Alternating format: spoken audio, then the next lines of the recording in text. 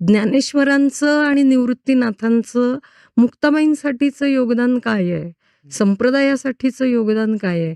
त्यांनी स्त्रीला ज्ञानलालसा असणं हे विशेष वेगळं नाहीये. तो तिचा सहज स्वभाव धर्म आहे असं मानलं.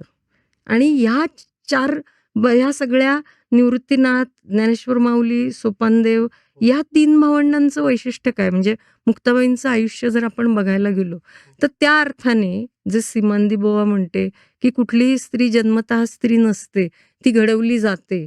मुक्ताबाईंच्या बाबतीत काय झालंय?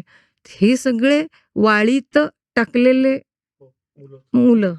त्यामुळे तिला त्या अर्थाने तिच्या घरामध्ये तू बाई आहेस, तू स्त्री आहेस, बाईची जात असा संस्कारच नाहीये ना.